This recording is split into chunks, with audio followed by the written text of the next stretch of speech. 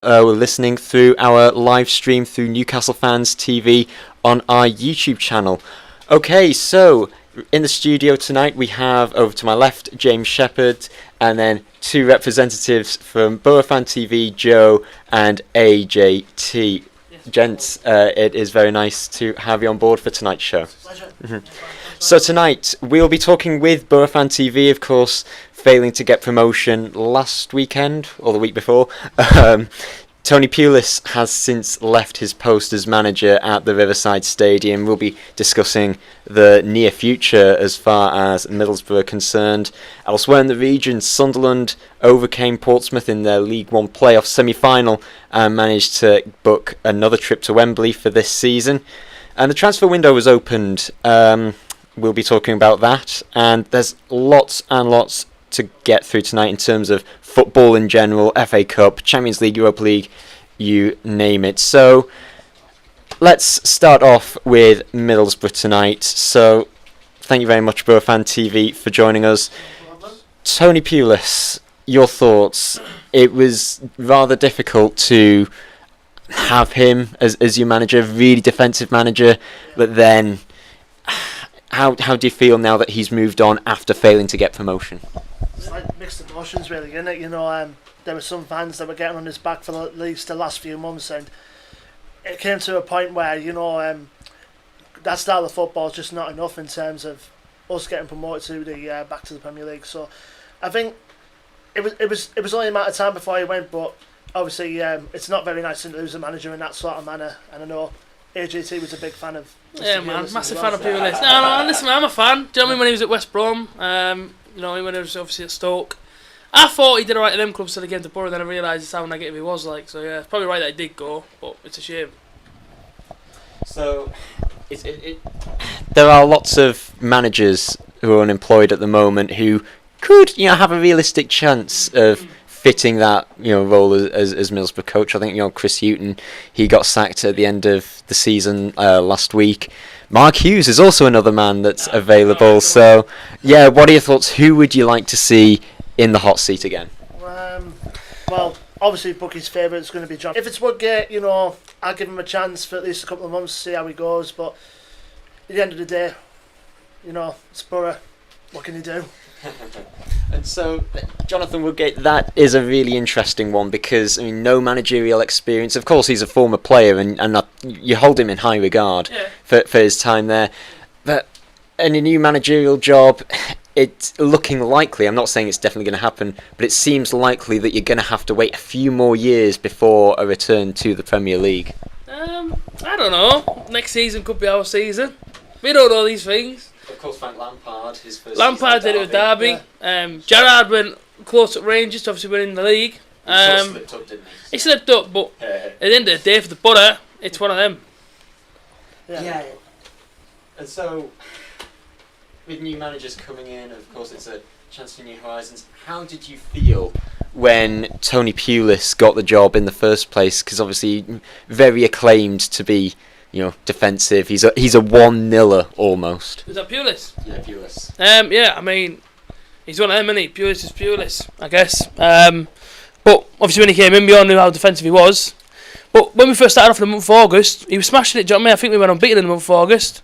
And then obviously went to Norwich and things got said at Norwich that maybe shouldn't have got said, and the rest is history really. Do you know what I mean? Boro lost to 1-0 and it slowly went downhill from there. I don't know what happened to us. I don't honestly, I couldn't tell you, but we sort of lost 6 games in a row, which wasn't great either, and that kind of cost our season in a way. And now you look back at it and you think, well, we kind of shot ourselves in the foot in a way, and now it's on to the new season. I mean, whoever comes in, I just pray and hope that it works out for them, because the Championship, as much as it might be boring, I do want to see us back in the Premier League soon. Yeah. Of course. And one player in particular was Britta Sombolonga, and there was a strong reliance on him to get the goals that you needed. I mean, you don't score many goals under Pulis. Sombolonga, I think, gave a great account of himself. Do you think he's capable of that step up to the Premier League? And do you think it's worth giving him some competition for that position next season? It depends, depends, because we bought him obviously for like £15 million from Nottingham Forest, and you expect him to be big fee for him. We expecting him to be banging the goals, but obviously he had like a nearly career-threatening injury whilst he was at Forest, which kept him out for almost a year. You can see the place was slacking off a bit after that, but for Brit, it's a big step up for him. Hopefully, because he's also plays his international football for the Democratic Republic of Congo as well. So hopefully, if he fits in the bill with there, hopefully confidence will step up a bit for him. Because in a way, with a Son Longer, he's not lacking the support, obviously, from this point in the season, because I think, Ashley Fletcher, he's been supporting him the last recent games, but you never know. Obviously, if we going for someone in the summer, I know we've been linked with a couple of big names, but he needs the support. If he were to step up to the Premier League, does Brett. And so, it was almost a shame that you could only manage to stay in the Premier League for that one season back in 2016-17. We ourselves were a championship team at that time, so it was a shame to miss out on the opportunity to have that Tyne-Tees relationship once again. We haven't had it since 2009-10 when we were both championship clubs. And so what do you think needs to happen again? What needs to be fixed? What needs to be worked on for you to get that promotion as soon as possible? We gotta invest in the right ways now. Right sort of players. Got to bring the right sort of manager as well.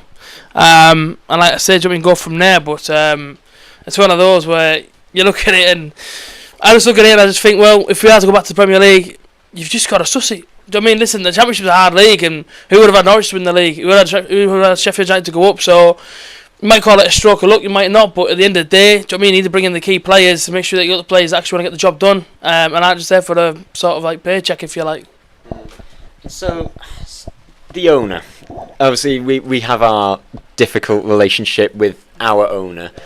How much do you hold the owner in high regard? Do you maybe see him as a liable to hold you back almost as a championship team? Considering, let's not forget, in the noughties especially, you were high hitting football team. You were in Europe for consistently. You even got to the UEFA Cup final in 2006 under Steve McLaren.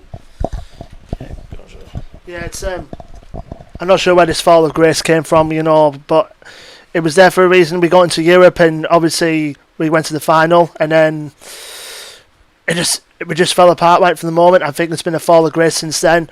Obviously, we got the season back in the Premier League when we were under Aitor Karanga, but then we're just in the Championship ever since. As far as Steve Gibson, our chairman, goes, he saved us from liquidation. He couldn't have asked for any more than that, and he stayed at the club ever since. And he's got that plan in order to smash our way back in the Premier League. But it's the last two seasons, unfortunately, just hasn't worked under previous regimes, obviously with Gary Monk and Tony Pulis.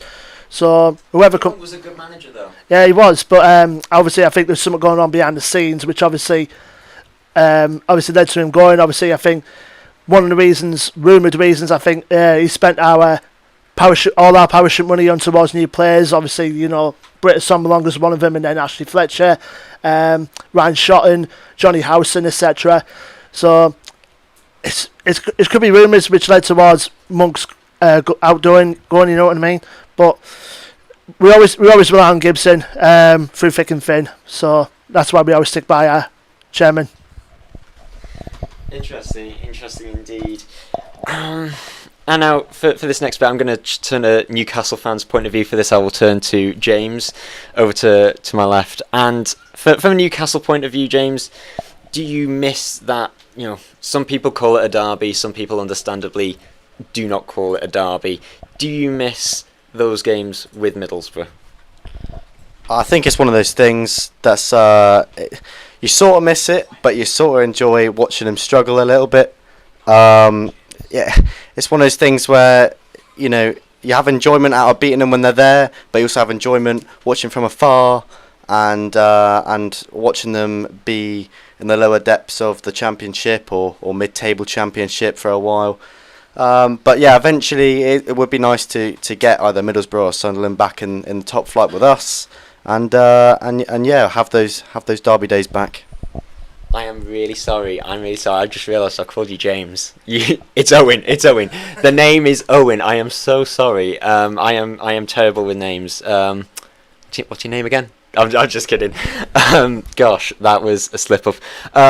For this next moment, coming up after the break, we will have a break now. So coming up after the break, we'll be talking about the two YouTube channels, Boro Fan TV and Newcastle Fans TV, and their relationship with the charity game that's coming up in 2 weeks' time, and also touch upon today's charity match, which involved Newcastle United. Find out right after this. Oh, so sorry. It's okay. Yeah, Owen James, it's same. Yeah. So we're still live on YouTube. Yeah, we are. Rob got his name wrong 3 times. Everyone in this, you got a hat trick there. I get called David a lot. People in the live chat, you got it wrong 3 times. It's like an amateur. Oh, we're mixing it up. No. Find your nearest pharmacy, search NHS choices. Okay, welcome back to Anyone FM and Nova for the Football Fan Zone live on the radio and YouTube. So earlier today, Newcastle Fans TV had a charity match against ASAP, the African Geordie, and it didn't exactly go well. Let's turn to some of the comments on our YouTube live stream, and I've just heard a little bit of a giggle there. AJT, I think it was. Yeah, good times. So we've had someone, It's a Geordie, has asked what was the charity score, and for me, all honesty, I lost count after the first half. So, but I've seen a comment that says 16-1. Positive right there is that we did get on the score sheet. Owen, aka James, got on the score sheet for us. James, talk us through your goal. Well, it was just it came from a bit of pressing, and we managed to nick the ball back. It was sort of like a dinged pass towards me, and I managed to get my knee on it and get it in the back of the net. And that's it really. And was there a celebration to match? Yeah, I did the Iosi Perez celebration. Put my fingers in my ears. I saw my dad, because he claims I'm quite bad at football. So, I thought I'd just put it out there that I can score goals, and yeah. He's got a point though. I'm just kidding. Unlike us, we did not have a point at all. It was we got outplayed against ASAP and his pacey friends, and so in attendance at the game we had some representatives from Boro Fan TV. I still don't know whether you were there on a scouting mission or just as a form of support for us. It's like comedic value, really. We needed all the support we could get, and so coming up in 2 weeks' time, Newcastle Fans TV will be playing against Boro Fan TV at Shildon, and all of that is in aid of the Sir Bobby Robson Foundation and the Gary Parkinson Trust. So Gary Parkinson Trust is a charity that you have chosen, so talk us through the decision behind that. Well, we decided to pick the charity because it's for a worthy cause and for a Boro legend. Obviously, Gary Parkinson played for Boro from 1986 through to 1993. He then went on to have successful spells over in the Lancashire clubs, the likes of Burnley and Preston North End and Blackpool. And then when he retired, he took up a head of youth development role at Blackpool. But unfortunately, in September of 2010, Gary suffered a severe stroke. One of the effects of the stroke that he had contacted the locked-in syndrome, which is like basically paralysed from head to toe, so to speak. And then his only move of contact was through like blinking through his eyes. So the Gary Parkinson Trust was set up because he currently lives in Bolton at the moment, where he's recuperating at the Royal Bolton Hospital, and money from the trust goes towards like his rehabilitation and his family needs. And have you had any experience in charity events, and is this the first time you'll be raising for the Gary Parkinson Trust? Indeed, yes, indeed it is. We have done other charity things in the past, and this is the first time us doing anything regarding the Gary Parkinson Trust. Excellent. And so, for Newcastle Fans TV, we will be donating for the Sir Bobby Robson Foundation.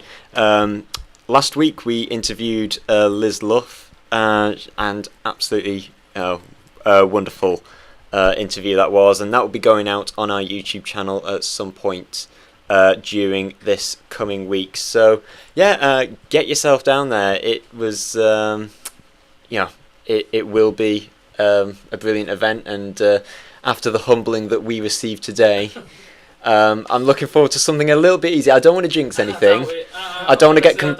This isn't me getting jinxing the incident. This is not me sort of getting complacent. But after today, I'm just looking forward to having a little bit of an easier task. So, from what you saw of us today, what do you think are our weaknesses per se? I don't know, man. Conceding more than maybe 4 or 5 is a big weakness. I mean, listen, the team I've got there, I don't think it's going to be any easier than what it was today, if I'm quite honest with you. I have some special players, man. Ex-goalkeeper Jamie. I have a semi-professional left winger in Jed. I have Sunday League strikers in Chris. I have a guy that loves hitting the top bin, Danny Harrison. I have another guy played out in Dallas in America called Josh on the right hand side. Of course, I've since had the midfield because I'm not the quickest, but I can pick out a pass. We've got a guy called VVG, who's Virgil van Gaz. I've got an unbelievable back four. I've got one of the best centre backs in Sunday League, Dan Dugan. Another guy called Ryan Blues. And it's one of them where, for me personally, you guys, I watched this today and I just think to myself, if you tell me that again, with no disrespect to you, my team probably will give you a good game because, listen, we're not there to lose. First and foremost, we've trained 10 weeks, 4 sessions a week. We are prepared to turn up and just get beat. So if you guys bring your best and we bring our best, then it should be a decent game. But do you know what I mean? We'll just see exactly what happens coming during the second. Okay, so you certainly seem confident, and also it feels like you've got some secret weapons hidden up your sleeve. And now is it? Now is it? 100%. That is a sign of confidence, and I'm looking at your eyes, and they do seem to be giving a lot away, because we've been scouting some of your warm-up matches, and we have it on good authority that you lost to a walking football side. Again on Thursday, 4-2. But you lost to a walking football team side. Yeah, fair play. The first game we lost because the ref lied and told us that we could play certain rules, and really it wasn't any of the rules that we were meant to play. Go into specifics. Well, he told us it was strictly walking, and the team we played ran. First and foremost, said there was no contact and our players were getting kicked all over, and then we played them again on Thursday as a little bit of redemption, and we were 4-1 up within 60 minutes. So when we actually figured out the game properly, and I played my strongest 11 I had, we wiped the floor with them. So I'm just looking at it now, thinking 2 weeks time, 2 weeks today really. We're going to see what happens. I won't lie to you, I expected a bit more from you guys today when I turned up. I really did expect more, but on the way down, when I heard it was 5-0 to the other team, I was thinking, I don't know what on earth's going on with your squad, but like I say, I'm best of luck for June 2nd. That's all I have to say really. In our defence, this was the first time that we played with each other. I mean, it was the first time I met Owen, and it is Owen, isn't it? yeah, I knew. After my mess up earlier, but one thing that intrigues me, walking football. For me personally, my strongest attribute as a player is pace, sprinting. I love sprinting past opponents. I can see your eyes again. It's intimidating. Do that on June the 2nd, and I'll be scared. And walking football, it intrigues me because for me, football, it's about the exercise, it's about the running, and I couldn't do that for me personally. So what was it like for you guys? I think the first time we played, it was definitely difficult. But walking football is a massive nationwide sort of game, And, you know, as much as maybe it wasn't, maybe it's down our street, you know what I mean, 'cause none of us could really run as much as we wanted to, I could understand why it's such a big thing, because to be fair to it, it is a decent game. Once you get into it, once you get the hang of it, it's decent until the old man, what should I say, until the old men start getting angry and start bipping you all over, because obviously, you know what I mean, you wipe the floor with the team. But apart from that, listen, it's a nationwide game. You can see why it's a nationwide game. It appeals to members like the older audience. But listen, it's a great game to get involved in. Really, it's fantastic. And also with walking football, it also applies the sin bin rule, which might be coming to the game possibly within the next couple of years. So it's one of them when you get shown into the sin bin, you go in there for 3 minutes and then you come back into the game. So be interesting when that comes into the professional fold one day. That is interesting. The sin bin rule, you know, instead of yellow cards, or a yellow card would mean a sin bin.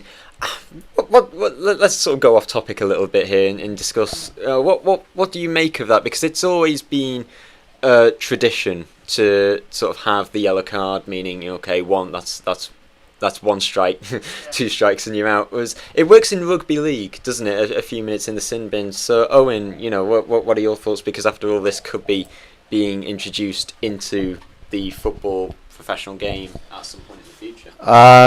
To be honest, I'd rather keep it the way it is. I think sin bins, I think they'd work for stuff like walking football and like maybe lower league football. But when you get to the heights of the Premier League and the sort, I think sticking to the yellow card and the red card rule that has been a thing for so long now, and you know, has proven to be reliable to some extent.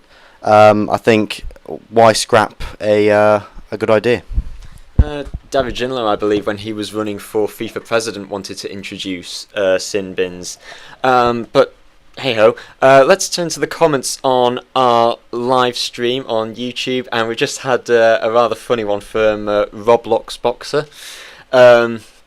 It's in response to you know, the fact that Newcastle Fans TV lost by 16 goals to 1 in our charity match this afternoon. Roblox Boxer says that's the score that Charlton will win against Sunderland in the League One player final. Bit of a jibe at Sunderland there. I absolutely love it. So, what do you make, Boro Fan TV? What do you make of Sunderland? Have you enjoyed their downfall? And of course, because for many years, the 3 teams in the region, Newcastle, Sunderland, Middlesbrough, for many years, yous were the 3rd best team out of that lot, as Sunderland and Newcastle were consistently in the Premier League, and AJT again.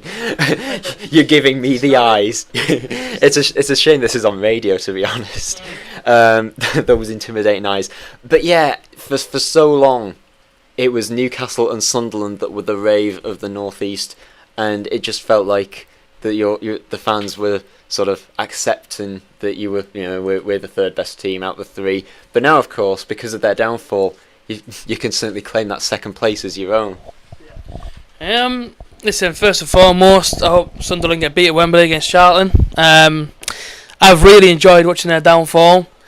I kind of hope Newcastle have the same next season, because you know what I mean, that'd be even funnier for us. But listen, at the end of the day, I don't accept the fact that we're the 3rd best, or whatever. You know what I mean? Borough will always be the North East top dogs, and I think, you know, Sunderland and Newcastle have to start accepting these sort of things. That even though we are where we are, who's won the most trophies in recent years? You answer for yourself. Who's got the better chairman in the North East? It answers itself, doesn't it? So, for me personally, you can say this, that, and the other, but it is what it is. There's so much to sort of contest there, but so much so that. Cabinet as well. Well, I mean, in terms of, you know, your trophy cabinet, I mean, there was so much room in there. I could have spent the night there for many years, and just the one League Cup. But yeah, I mean, how would you like? Okay, yeah. If Sunderland get promotion back to the Championship, I mean, how would you feel about that? And how would you feel about playing them again? And of course, they've filtered out their poison. They've got rid of Ellis Short, who was the cause of that big downfall. And something like a feel-good factor has now returned to the stadium of, like, yes, they've not had the best of seasons in drawing so many games. but they're filled with hope. Sunderland fans are filled with hope for the first time, and of course, we've seen it with teams like Southampton, for example, that just sort of leapfrog the Championship almost, and you're giving me the eyes again. You listen. But yeah, are you concerned that you might once again, I state my case, become the third best team in the region? Joe, you can have that one. Well, as far as Sunderland, goes, it's been a downward spiral the last couple of years for them. But obviously this season, with the new owners and the new manager coming, they've turned it round slightly. And obviously they've got another day at Wembley to look forward to. But we're just hoping for once for the Londoners to come up with the win on this occasion. As far as my say, but we're the best team in the North East. We've always been considered, the baby brother of those three teams. But we started to progress well, but obviously where we are doesn't do it justice. And as far as AJ is concerned, at least we're up better than we were this season than some team from down West Yorkshire way. So, next question. This will be for the three. Same question for the three individuals in the studio. Of course, Middlesbrough and the Tyne Tees derby, the Weir Tees derby. It's difficult to call it a derby given the distance that there is. I mean, I really appreciate you coming all the way to Newcastle today to the studio. But do you still see Newcastle and Sunderland as a derby? And considering that you call Leeds a derby now, so I don't call that a derby. I don't think anybody calls that a derby. Let's get your thoughts on it. So Owen, we'll turn to you first on this. Is Middlesbrough a derby? From the point of view as a Newcastle fan like yourself, is Middlesbrough a derby to you? To me, sort of. Not as strong as Sunderland. I think that there is some sort of spite in there. Certainly, but it's never going to be as strong as us v the Mackems. And personally, Boro are going to be the closest ones to us to next have a derby day with, I reckon. So if you want to call it a derby, then go ahead. I don't think a class Leeds is a derby. If I'm honest with you, Leeds are just Leeds and they're just somewhere in Yorkshire. But we talk about Newcastle v Sunderland or Sunderland versus Boro, whatever. Yes, to a certain extent, people do call them derbies. But as I say, do you know what I mean? As Owen says there, I wouldn't say it's a massive derby against you or Sunderland. I'd just say it's a team that you have to beat. And it's a team that, again, has a little bit of spite there. Do you know what I mean? We don't like each other, let's be real.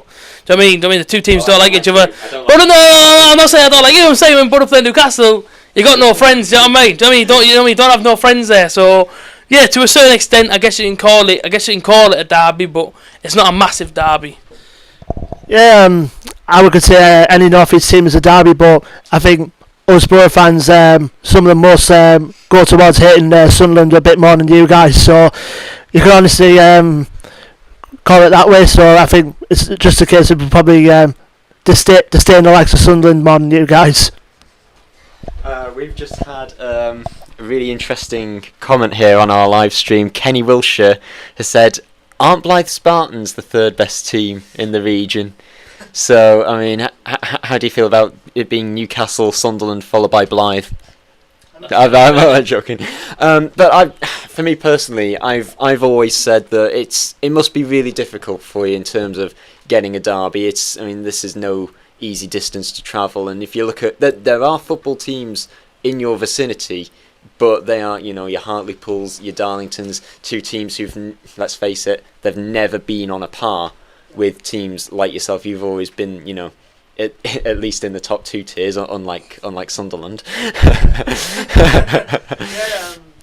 Obviously, there are teams within the vicinity that we should mention as well. Obviously, Hartlepool and Darlington. Obviously, the Phoenix Club just come back from original club's liquidation, but same with Scarborough Athletic, Whitby Town, and also them coming up. Obviously, Spennymoor Town, they've just been to a major promotion final themselves. Obviously, they came up short the hands of Troy, but there is a lot of clubs in the North East, obviously the likes of us, Newcastle and Sunderland, will pay more attention to. Me personally, I sometimes go to the odd Hartlepool United game if Middlesbrough are playing away or international breaks coming to a phase. So there is some teams in the long league that us lot should help along the support. basically. Okay, so wrapping up this segment now. On Sunday, the 2nd of June, that is exactly 2 weeks' time, Newcastle Fans TV will be playing Boro Fan TV at Shildon Sunnydale Stadium, I think it is. Yes, yep. Shildon Sunnydale Stadium. Please come along and donate to the two chosen charities, the Bobby Robson Foundation and the Gary Parkinson Trust, if you can. It is going to be great. And lads, it's been an absolute pleasure having you on. And is there any final thoughts that you want to say while you're live on air? Just good luck for the 2nd of June. Good luck. Yep, all the best for the 2nd of June. I'd be lying if I said the same to you. It's for good causes as well, so 2nd of June, see what comes, basically. Lads, it has been an absolute pleasure having you live on the show tonight. Thank you very much. And so, coming up after this break, we'll be talking about Sunderland, how they've reached their playoff final in League One against Charlton.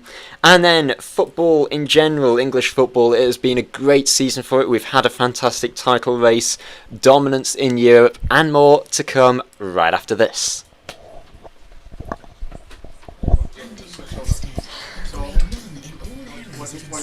Swap Owen with me. So are you guys leaving? So I thought it was staying from 8. I can't think of any more. I think it's general chat. I would make it to 8. Could make the show a bit longer. Okay. So I'll swap with you. But then come 8 o'clock you're on for the full hour. You'll put your life in danger. And are you coming on? And the lives of others as well. Alright, so there's 19 Are you coming on? Any chance you could put a song on, just so we can have a few minutes? Some strong coffee. What I was trying to say, And take a quick nap while the caffeine kicks in. Yeah.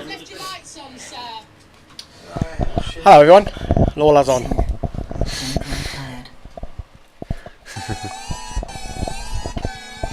Giving us the eyes, look at him. He's giving me.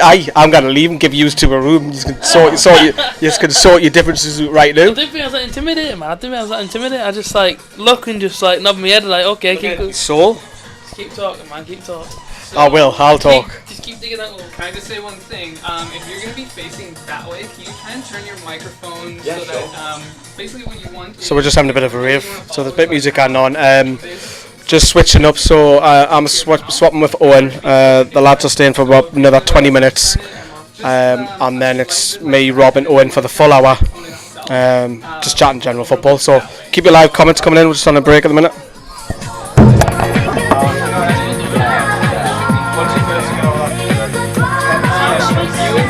Your microphone is this. You guys are sharing this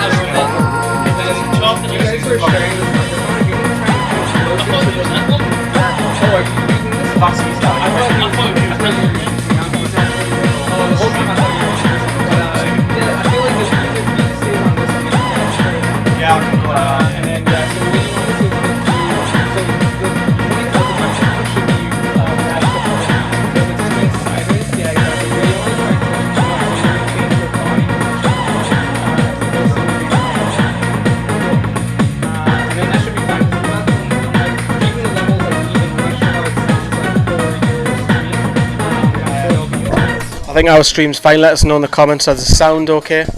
We use it on different mic.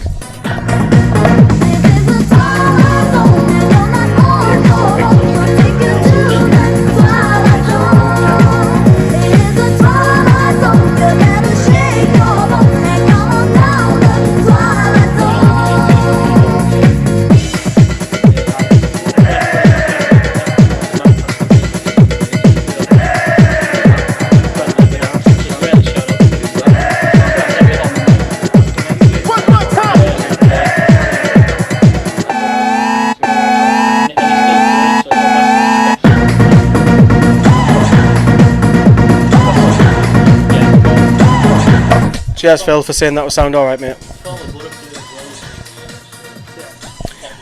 This is on until 9 p.m. So I'm just literally replying to your live chat.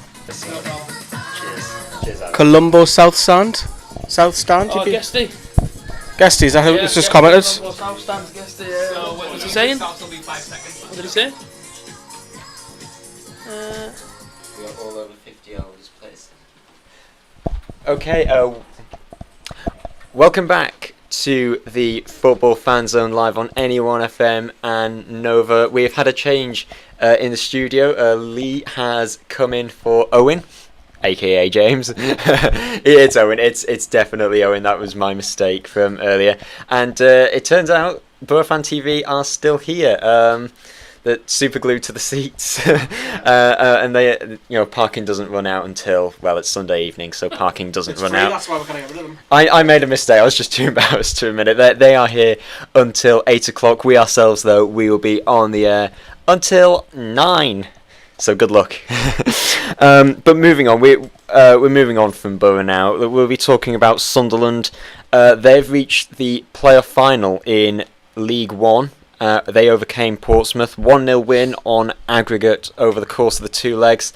And one thing to mention is that Grant Leadbitter, the Sunderland midfielder, absolutely massive respect to him, because he played the night before his mother died, and absolutely, condolences to Leadbitter, his family and friends at this difficult time. And, all our sympathies, because when it comes to a situation like this, it doesn't matter about football. There are things that are more important than football. So massive respect to Grant Leadbitter. But moving on to the football itself, and I'll be honest, obviously before the start of the semi-final, I was of course wanting Portsmouth to book their place at Wembley for second time this season. However, after watching the match on Thursday night, it was Luke O'Nien who was barged over the advertising boards, and the Portsmouth fans, one of them appeared to have kicked O'Nien whilst he was on the ground after falling over, and after seeing the post-match interview with O'Nien afterwards, full respect for him, he just shrugged it off. He knew something has happened. What's all this respect that you're giving Sunderland? What's going on? What's going on here? It's Again? It's respect where it's due, of course. I'm a Newcastle fan, and therefore I do not like Sunderland. You sure? But there are times when you just gotta support, the opposition when it comes to situations like this, and I'm pleased for them. To have 2 seasons in a row where they've been kicked several times whilst they've been feeling down, feeling low on confidence, to actually have the cojones, if you like, to jump up and then make themselves counted at a difficult level. Let's not forget, League One, sorry getting the coughs there. League One is a very difficult division. Every division, every league is really difficult, whatever level you go for. But for them to go from 2 relegations in a row to put up a good promotion fight has to be admired. And so they'll be playing Charlton Athletic in the playoff final at some point. I think it's this weekend. But what are your thoughts on Sunderland? Have they done enough, do you think, to warrant a place back in the Championship? I'll go first. I'm sure the Borough lads will agree with us. I couldn't give a beep about it. I don't care about Sunderland. I've said this numerous times. I'm only sort of following Sunderland for the sake of this show, because after all, this is Northeast football. If it wasn't for the show, I wouldn't be doing research on Sunderland. I'd just be following Newcastle, and just sort of what will be with Sunderland. Only research I've done on Sunderland is see the lads cry on Netflix. So, Mickey Gray, where is the ghost of Mickey Gray? Can we get him back to play? Missed the penalty. I would have that all over again. Nothing would please me more than seeing Sunderland cry yet again on Netflix for second season. And I'm sure HAT will agree with me. Yes. At least that's something we can agree on. Yes, no, 100%. Listen, I'm agree with you, man. It's hard to research from Sunderland when there's nothing there, non-existent. Pink seats in the stadium and a dead history. I mean, that's just Sunderland to a nutshell. But they go to Wembley once again, and again I will be supporting the other team, not Sunderland, and I will be jumping up and down if they do concede a goal, like I did when Portsmouth obviously beat them last time. If I could go to the playoff final, I would happily sit front row inside the Charlton end with a Boro shirt on. But of course, I can't do them sort of things. But yeah, Sunderland, I just hope they stay in League One, and then potentially next season rot in League Two. Well, you got to say, obviously you guys have got a former Newcastle player in charge of Charlton in Lee Bowyer. So hopefully he'll do us a favour and keep the Mackems in League One for next season. Well, and on the topic of former Newcastle players who've become managers, it was Joey Barton's Fleetwood Town that put the final nail in the coffin on Sunderland's promotion chase. That was second game of the season, so yeah, I felt good about that, and of course, You sure? we're all rooting for Charlton. We're all rooting for Charlton here, myself included. So we've had comments coming in on the live stream. Tune legend Lee Bowyer. I probably wouldn't go that far, but I'm sure that Lee Bowyer, many years, it's a good 15 years, 14 years since he left the club. I think that famous fight with Kieran Dyer, that was his last season for the club, I think. He might have stayed another year afterwards, but didn't exactly warrant himself to be a legend at the club. I mean, let's look at that fight from Kieran Dyer and Lee Bowyer. From a Middlesbrough fan's point of view, if you remember it, was that just a good laugh? Was it? What were your thoughts on it? Because we were beaten 3-0 by at home to Aston Villa. That was the last time Aston Villa beat us at St James's Park. Listen, it was all good fun watching it. Bags come out on St James's Field, and listen, it was good fun. Do you know what I mean? I had a good time watching it. Comedy Central sort of TV sort of viewing. So yeah, brilliant. Well, interesting for what I saw when I was watching it on the TV. I was like, bit of possession football, and all of a sudden I just see Lee Bowyer going towards Kieran Dyer, and all of a sudden they're having a scrap, and I was like, I just couldn't help but laugh. You know what I mean? Yeah, it was extraordinary. It was like watching Holyfield and Tyson going at it, pretty much put it that way. So, but in the end of the day, it didn't help them that they both got sent off afterwards. And not forget, Rob, is that Stephen Taylor done his best impression on the goal line, that he's been shot as well, which didn't go and help matters. All the Bowyer and Dyer fight was over is because he didn't pass to him, and it just erupted. And remember the press conference? Yes. A couple of days later, Graham Souness has been dead serious, and bless her Kath, the tea lady. Yeah, I absolutely love incidents which I've heard anecdotes of Kath's time at the club, especially with Sir Alex Ferguson. She interrupted a press conference there, so I've heard, and like I say, it must have been a moment where all the journalists were sort of pen to paper at the ready, waiting to hear the all-important information from Souness. Were these players given a second chance? Were these players told to sling their hooks? Were they about to get sacked, contract terminated, and what have you? And then Kath just comes in and says, "Would you like a cuppa?" Absolutely fantastic. But yes, back on topic with Sunderland. It's definitely, we'll be rooting for Charlton in that one. And so elsewhere in the country, the FA Cup final took place yesterday, and it was a record breaker. Well, not quite a record breaker. Manchester City received the joint record for amount of goals scored in an FA Cup final, along with Bury and I think Derby. Correct me if I'm wrong. And also the joint highest win in an FA Cup final. They beat Watford by 6-0. Did you watch it, guys? Yeah, it was. I have to say, it was difficult to watch on the sense that Watford, a really good team, they've had an excellent season, and to end the season just like that on a humiliating note, I felt really sorry for them. And they actually didn't play disastrously. It was just Manchester City, let's face it, the best team in the world right now. On AGT.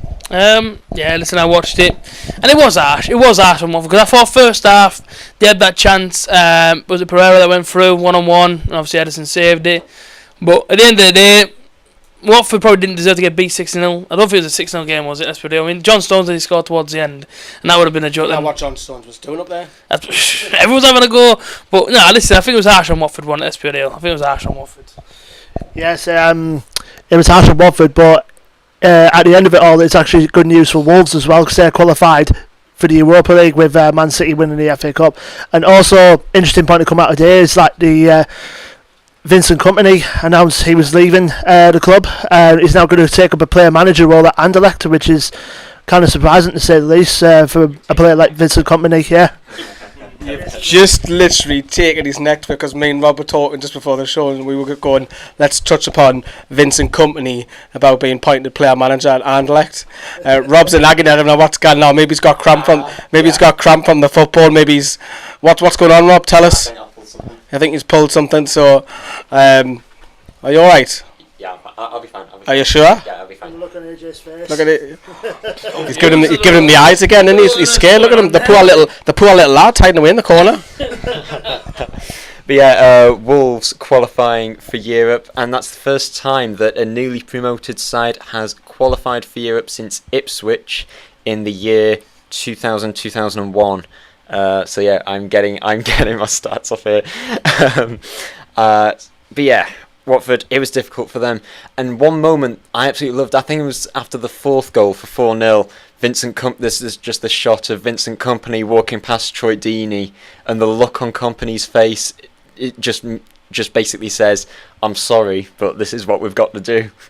And absolutely iconic moment, and absolutely fantastic servant to not only Manchester City, but also the Premier League. He came in before the mega bucks arrived from Anderlecht as a player, and that has been the big news so far today. I was quite intrigued in how his letter to the fans, he addressed the fans by calling them loyal supporters, and I don't know about you, but Manchester City, when it comes to loyal supporters, let's not forget those fans that he's addressing there. Some of them, I'm not saying all of them, some of them would have been supporting Man United when Fergie was around. Let's not forget. You were seeing a huge more higher volume of Manchester City shirts compared to Man United shirts nowadays, something that would not have happened if it wasn't for this huge injection of big bucks about a decade ago. But what are your thoughts on Vincent Kompany? A fantastic, defender, slightly on the injury prone side, just like me right now. But what are your thoughts? Great player. Yeah, you've just touched upon there. Just let you know a little fact: Rob doesn't like Manchester City fans. We interviewed him outside of Manchester. He knows what's coming. He knows what's coming. We interviewed him. We just got beat off Manchester City earlier on this season. Rob wasn't best too pleased with all the trophies that are stickered around that stadium, and Rob got a little bit upset, didn't he, Rob? Got no history, and that's all he kept saying. Manchester United have a history. That I do agree with, because money was bought. But yeah, going back on topic, Vincent Kompany, I'll take him in Newcastle. He'll be 2 times the player what we got in the centre back. I think he's 2 times the man of Jamal Lascelles as well. Jamal Lascelles is a great player, but you're talking another level with Vincent Kompany. He's a born winner. Surprise and move like it's. When I looked at that the day, I was like, bloody hell, why has he gone there? And then a player, but not just a player, a manager. The manager side's drawn him in, hasn't it? Because you wouldn't go to Anderlecht to end your career. You wouldn't. You'd go to the MLS or China to get a final payday, and he could still do a job for me in any of that top 4 teams. And I was like perplexed by it. I was like, it's left field, isn't it? I completely agree. And obviously, as soon as I seen it, as soon as Anderlecht, that's where he was going to go play football. Then obviously, I seen the manager role was brought up with it. It is crazy, but listen, all the best to him. Man City have lost. I think he's a veteran inside the Premier League. Still only 32. Yeah, I say veteran captain, leader of a team as well. Vincent Kompany, absolutely fantastic player. And as I say, I think any sort of team in the Premier League would happily take him with open arms. Definitely. Not even a top 4 team. Anyone. Listen. Look at Wolves going to Europe. What a player he would have there, Vincent Kompany, if he was to go aside for someone like them. But there's a fair play to him. Do you know what I mean? He was loyal to Manchester City. He had a chance, didn't he, at one point to go to Manchester United, and he turned it down or something. But fair play to him, man. Vincent Kompany, what a player. Yes, for Vincent Kompany going to a club where he started his career, obviously as player manager, is a tremendous honour for him. But he's been a fantastic servant, to Manchester City for the last 11 years. Even before the mega bucks of them came in, so it's a great servant to the club, and he'll be missed by any neutral fan in the English game.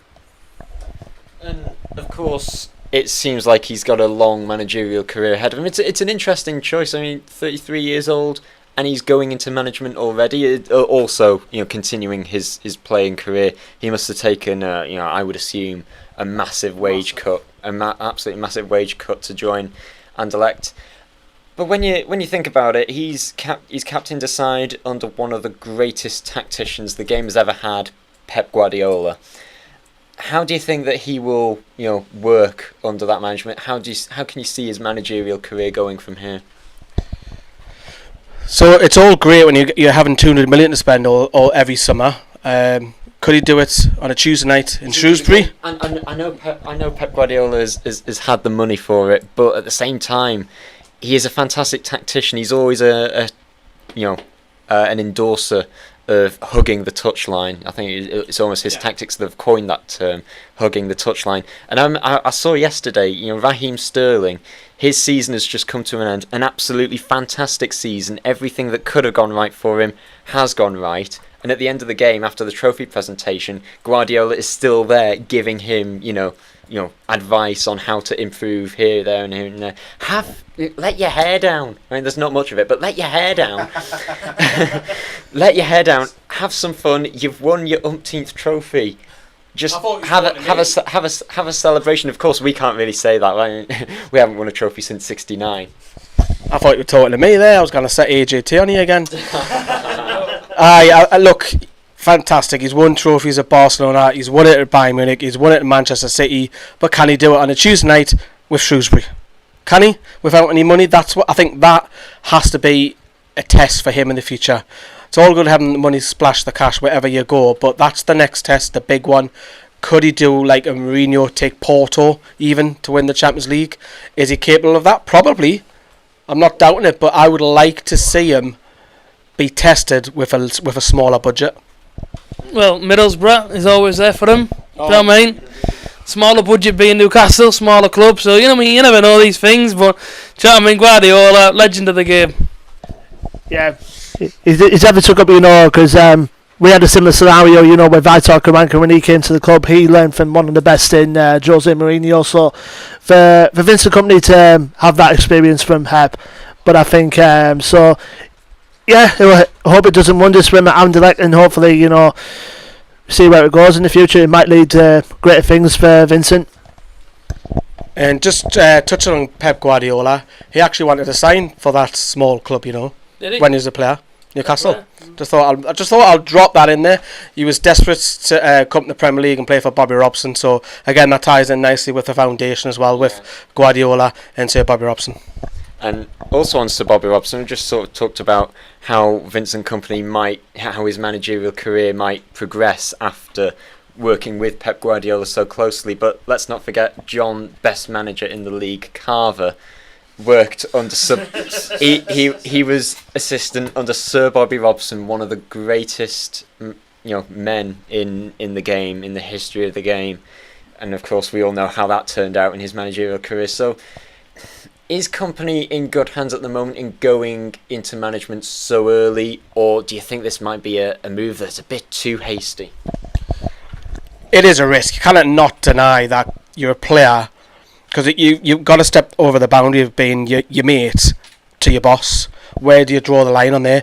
And he's still, like I just said, AJT there, he's still only 32. You can still go on and play. I still think you can go in the Premier League for another 3 years, and not just play in the Premier League, be a regular if he didn't get injured, because we know that he's injury prone. But it's a huge risk, but fair play to him. He's gone out and he's going to take that risk, and if it's sometimes you've got to take risks in life, never mind football, and he's done it. It's brave. And his family's obviously, his girlfriend's Mancunian, so it's a huge step, and I'm sure I'll be buzzing about it. But we've seen it with managers, is that you can get sacked like that, though. That's the only problem, and then your reputation just goes. I agree with you. I can't say much more.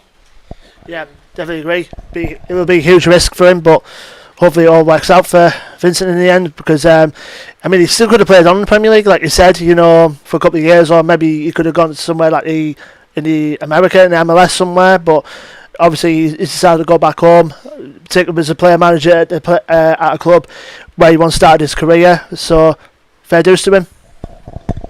An injury update. It was cramp earlier, about 10 minutes ago. It was cramp. The pain's gone now. all is good. But no running in that game. whoa! Yeah. See. I think I ran, the most of our team put together. I'm training for Darlington 10k. But yeah, back on one last bit about Vincent Kompany. He's ended his Manchester City career on an absolute high. The first team to win the Community Shield, the League, the FA Cup, and the League Cup, all in the same season. No other team has ever done that in the history of English football. Must there have been a temptation to just try it for one more year? Definitely, he's winning games whether he plays every week or not. He's the captain of a growing club. Manchester City is a massive club because of the money. Let's not kid ourselves.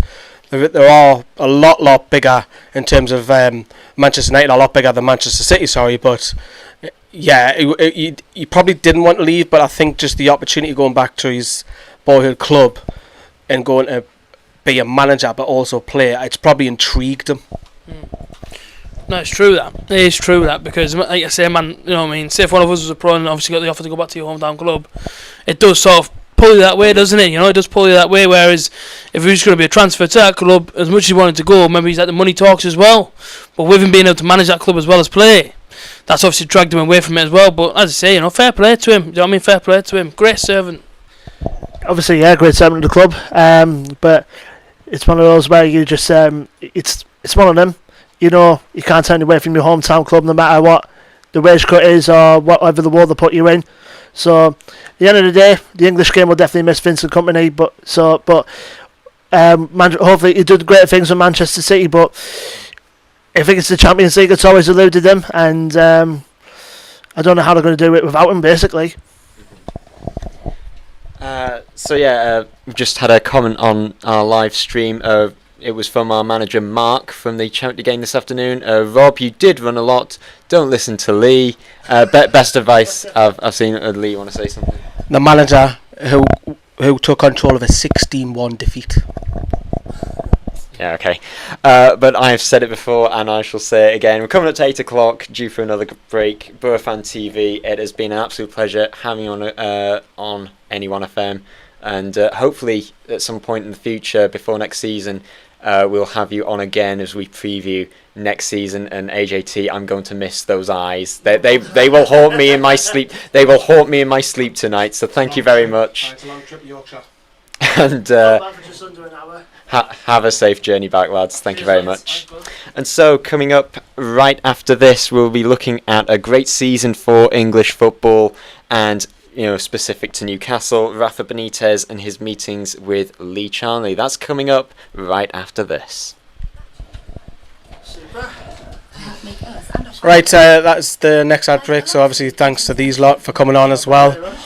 So absolutely fantastic, good banter there. We'll probably get them on again for shortly as well. And obviously we've got the game coming up as well, so we'll be doing loads of videos with them in about a week's time. Swap them for fruit. And for fizzy drinks, try no added sugar or sugar-free ones. Just check the label. It's easy to be food smart. For more help with sugar swaps, search Change for Life